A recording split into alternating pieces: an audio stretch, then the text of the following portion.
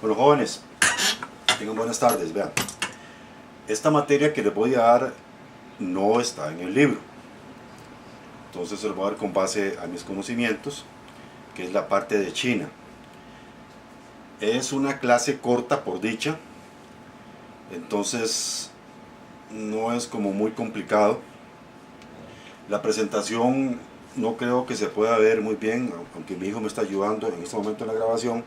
Entonces yo después se la voy a subir al aula virtual para que la tengan como una guía. Bueno, a ver, empecemos. China. Aquí el problema, como les he dicho yo a ustedes, es que mucha gente piensa que la primera civilización que se dio como tal fueron los sumerios, hace más o menos 3000 años. Pero resulta que hubo una serie de culturas y civilizaciones paralelas, tanto China como la India.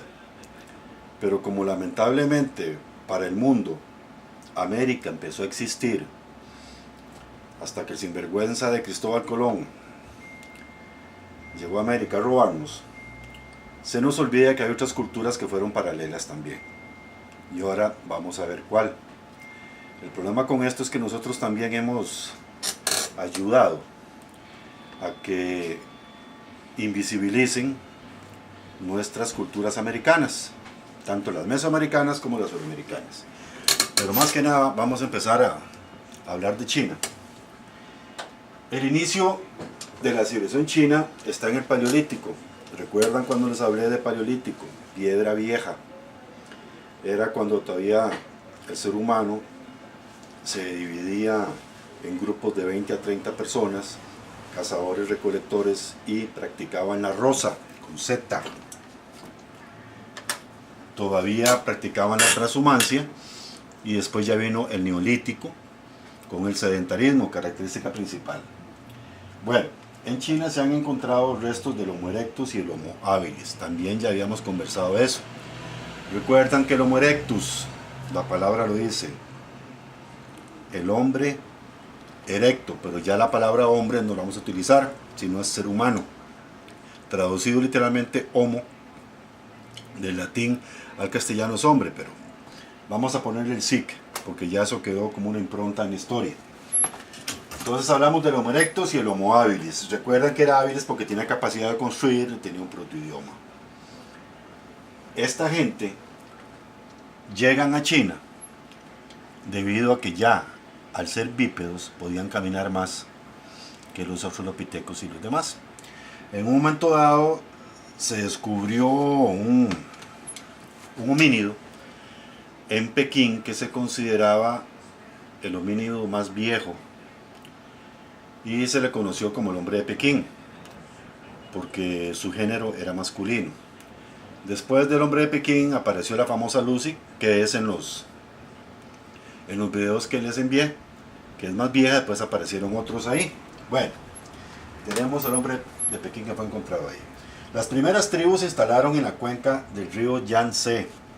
Inclusive en los años 70 hubo una canción muy bonita que se llamaba El Río Amarillo, dedicado a eso. El río Yangtze es el río más grande de Asia y que está en China, conocido también como el Río Amarillo, donde hicieron esa famosa represa que, consecuencia de esta represa, el delfín del río Yangtze fue extinguido. Y eso no crean que fue en los años 70-80, fue ahora en el 2014-2015. De nuevo el ser humano mete su mano para destruir. Somos excelentes en eso. Esta gente elabora el primer calendario, pero no crean que ese calendario chino, jóvenes, fue un calendario como el nuestro. El calendario que ellos elaboran es, como estaban en el Paleolítico, empiezan a ver las épocas en las cuales se dan las grandes migraciones de la megafauna. Empiezan también a elaborar calendarios astrales. Ustedes saben que dentro de la cosmogonía china, cuando hay un eclipse, es que un dragón, ya estoy hablando como mi hijo mayor cuando era chiquito, que decía que era un dragón. Cuando un dragón se come el sol, entonces ellos empiezan a elaborar un calendario con base en eso, descubren el equinoccio, igual que las culturas en el imperio incaico, en Sudamérica, los quechua chimú, y empiezan a elaborar estos calendarios con base en las migraciones de grandes animales para poderlos cazar. Ahora, una cosa que yo a ustedes no les hablé, cuando les hablé sobre la mielina, que todos venimos de África y que el hombre africano tiene que ser negro por el medio que lo rodea, y el hombre europeo blanco, el ser humano europeo blanco, porque ver un negro en la nieve es como ver un dálmata, entonces no va a poder cazar absolutamente nada, no se mimetiza con el ambiente. En el caso de los chinos o de los asiáticos, recuerden que en Asia hay muchísimo desierto. ¿De qué color son los desiertos? Un amarillo muy oscuro, casi café. Entonces el ser humano empieza a adaptarse a su medio nuevamente y se mimetiza. ¿Y qué es lo que hay mucho en los desiertos? Muchas tormentas de arena. Por eso es que los asiáticos tienen los ojos rasgados para poderse proteger de las tormentas de arena. De nuevo, el ser humano se adapta a su medio. Como les dije también, recuerden que el ser humano es el animal más adaptable de toda la naturaleza. Bueno, elaboran el primer calendario basándose en sus rosas de cacería y de recolección. También saben que cada cierto tiempo los granos florecen, dan sus frutos y ellos los pueden cosechar. Muy bien, en China ya, si me pongo a hablar de China, todo lo que es, voy a durar 5 horas, se acaba la batería, llega diciembre y no he terminado, entonces vamos a ir rápido. La primera dinastía en China fue la Xia. La Xia. No me fijo mucho en la pronunciación. Era un estado esclavista. La mejor prueba de eso, ustedes han visto cómo la mayoría de los japoneses y los chinos nos saludan con una reverencia. Eso significa sumisión. Y esa sumisión viene de hace 3000 años, en un estado completamente esclavista. Según su cosmogonía, el que nacía para gobernar, recuerden, basado en el poder religioso y amparado por el poder religioso, era un designio divino. Y el que nacía para ser gobernado salado, o sea, como decimos aquí, el que nace para maceta no pasa del corredor. O si naces para martillo, del cielo te caen los clavos. Entonces, el que nació para ser gobernado, punto. Simplemente habían dos clases, los gobernantes y los gobernados. Y los gobernados no podían hacer absolutamente nada en contra de eso, porque para eso nacieron. Entonces, era un estado esclavista donde el ser humano simplemente valía en función del Estado. Y era sumamente reemplazable, era un elemento desechable. Debido a eso, no hay nada peor para el ser humano que le quiten su libertad. Entonces, en la dinastía Xia se da una rebelión de esclavos muy fuerte. Eso sucede en el 770 a.C. Pues muy bien, después de esa revolución destronan a la dinastía Xia y se instala la dinastía Shu. Le estoy hablando solo de los principales. La dinastía Shu desarrolla un sistema feudal.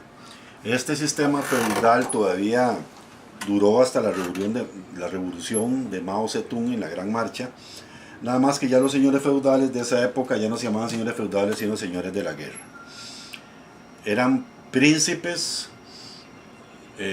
jefes de estados, no pequeños, sino muy grandes, pero supuestamente dentro de la misma nación china o dentro del estado chino. Era el poder detrás del poder. En este sistema feudal se daba, con la diferencia del sistema feudal que se dio en Europa. En Europa se dio un sistema feudal de servidumbre, mientras que en China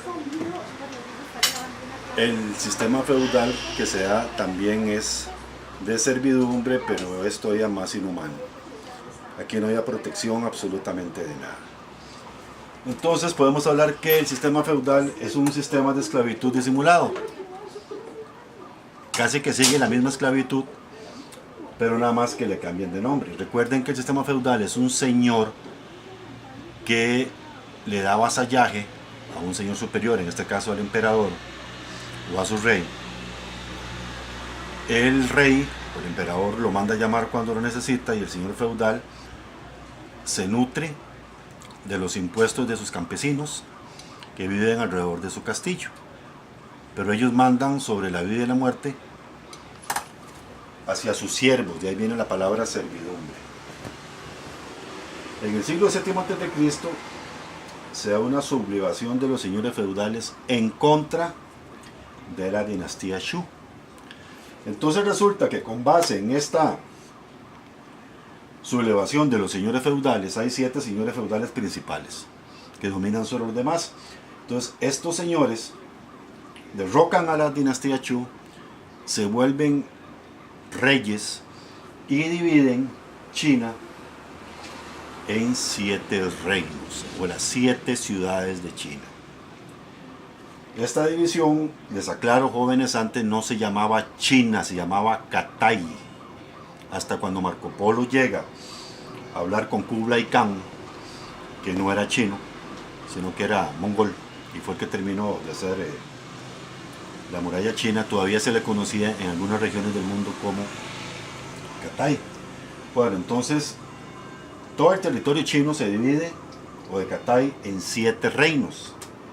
Estos son los reinos de Qin, Qi, Chu, Wei, Chao, Yang y Han, que a su vez habían conquistado otros. Entonces cada quien era rey en su territorio, cada quien tenía su propio dialecto, su propia moneda, sus propios pesos y medidas, su propio ejército, y mandaba en su territorio. Hace 2200 años, imagínense ustedes, o sea, 200 años antes de Cristo, habían pasado 500 años de guerra civil entre estos 7 reinos. ¿Ustedes saben lo que es 500 años de guerra civil? ¿Cuántos muertos hubo? Pero de nada les sirve porque siguen siendo 1.500 millones de chinos. De esos, no por ser la ciudad más fuerte, porque no era así, aparece un emperador. Se llamaba Qin Shi Huang, el primer emperador Qin. Él funda la dinastía Qin o Qing. Para que no se enreden, háblenme de la dinastía Qing. Y gracias a él, que logra unificar todo China, Catay pierde su nombre y pasa a ser China, derivado de la dinastía Qing. Qing era un tipo sin escrúpulos, un gran político, un gran estadista. No sabemos si criticarlo o no, porque díganme ustedes cuándo se ha fundado un imperio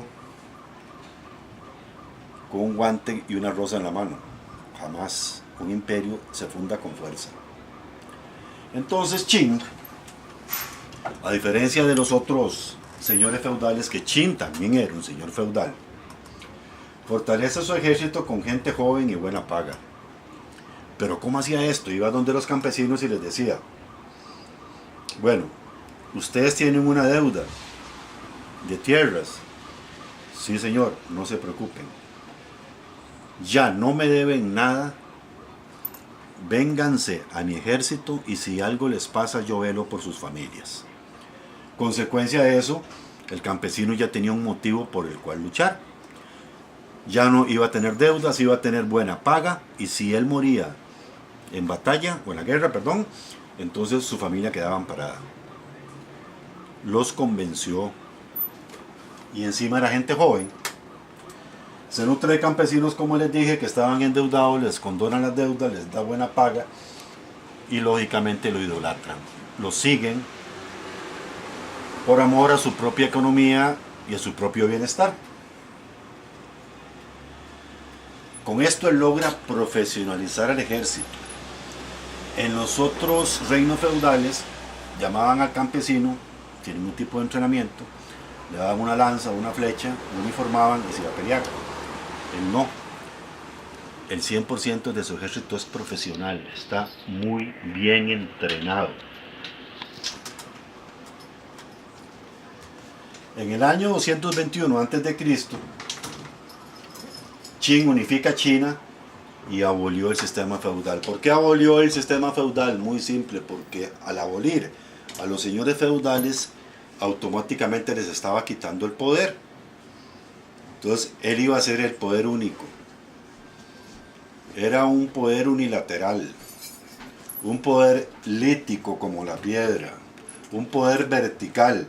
Ya no tenía que darle razón a nadie de lo que tenía que hacer, simplemente lo hacía y punto.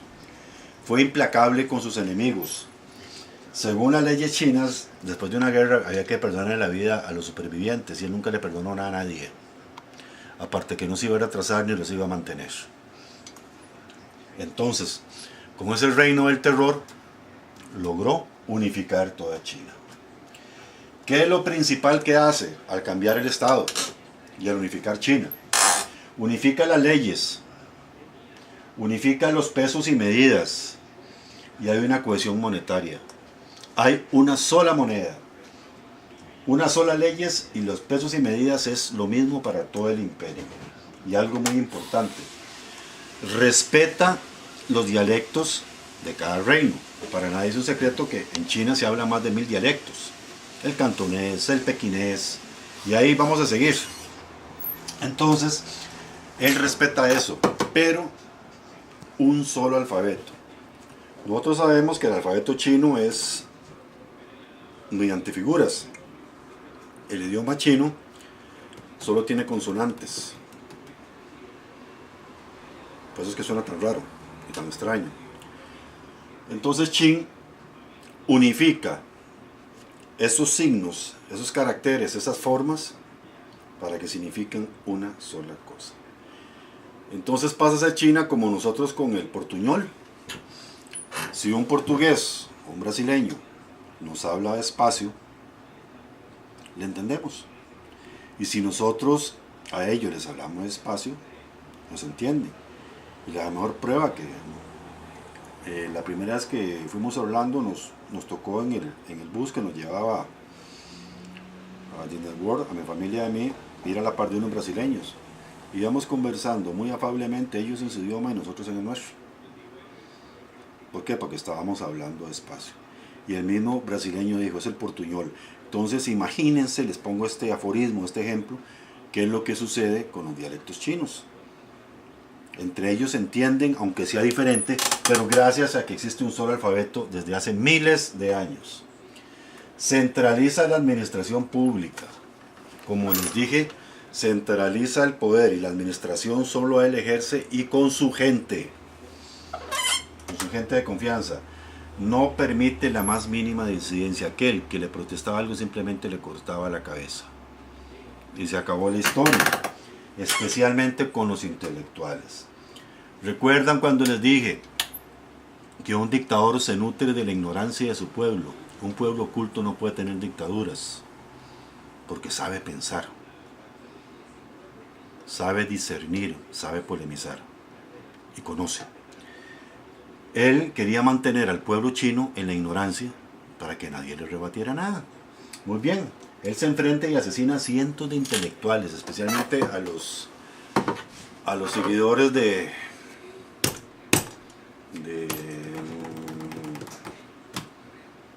ya se me fue el nombre de ese chaval, de este gran filósofo chino.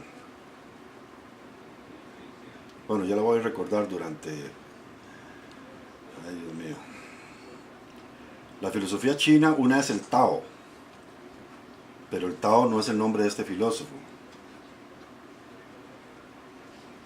Bueno, ya lo recordaré en su momento, se lo diré.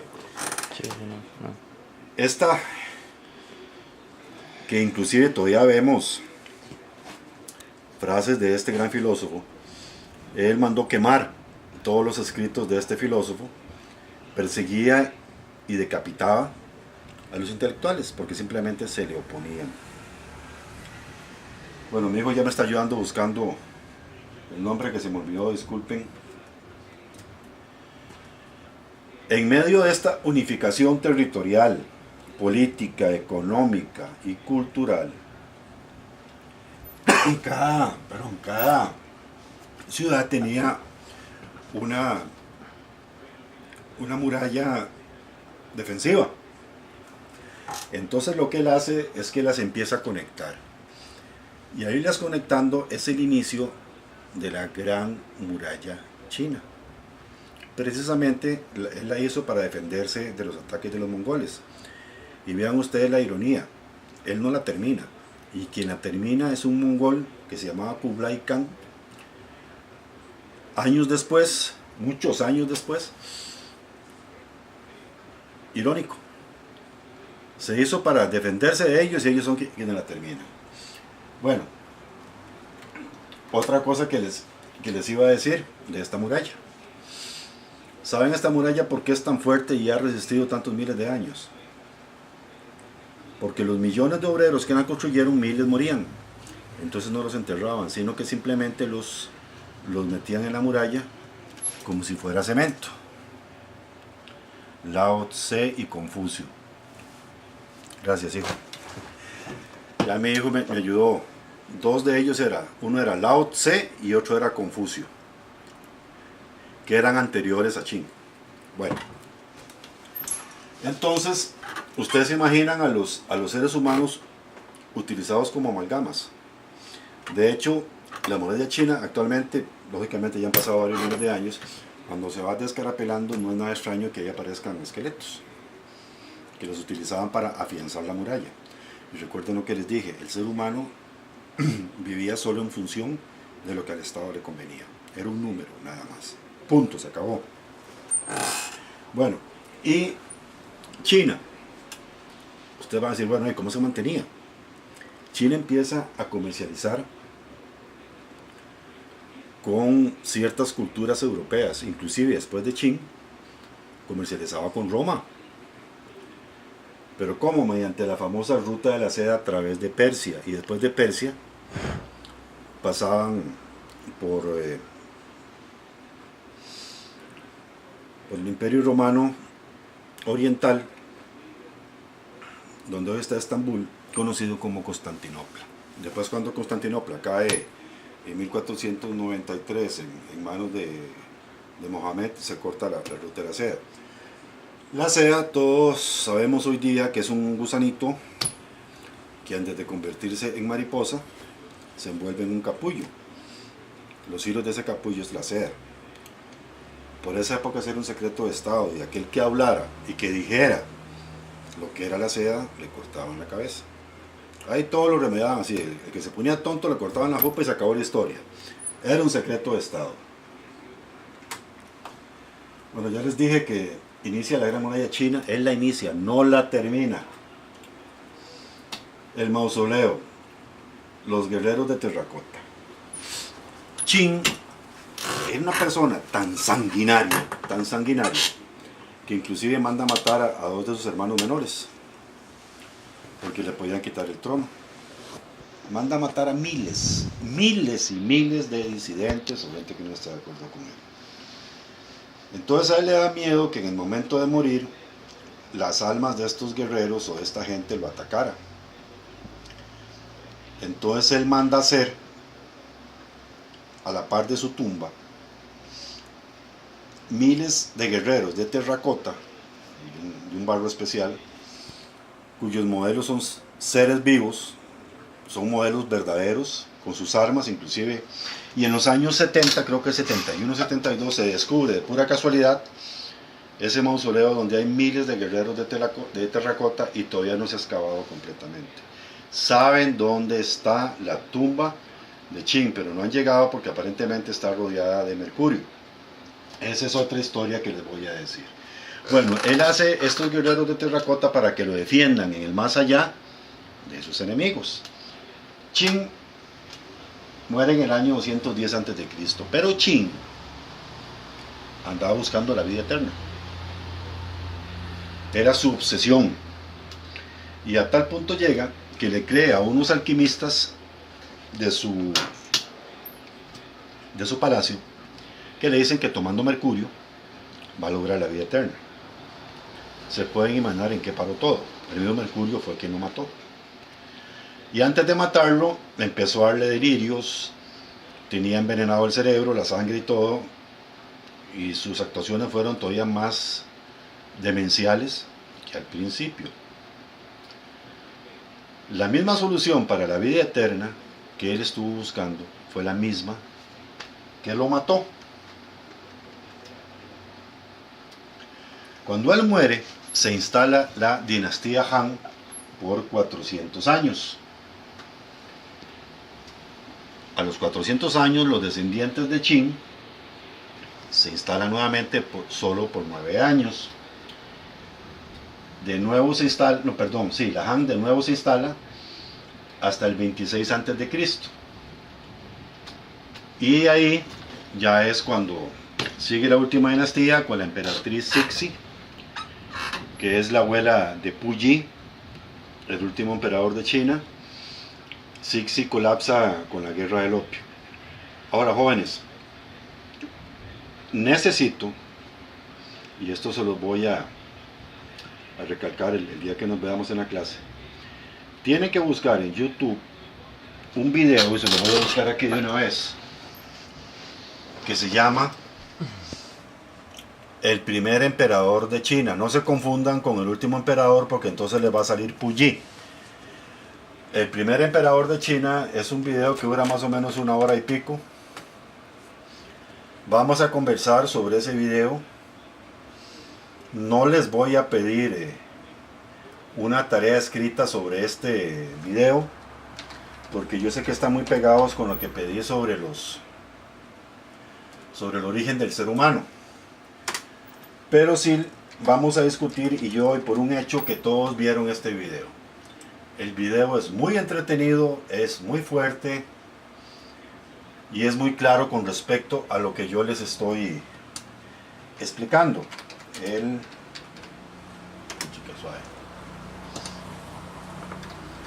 primer emperador. Vamos a ver.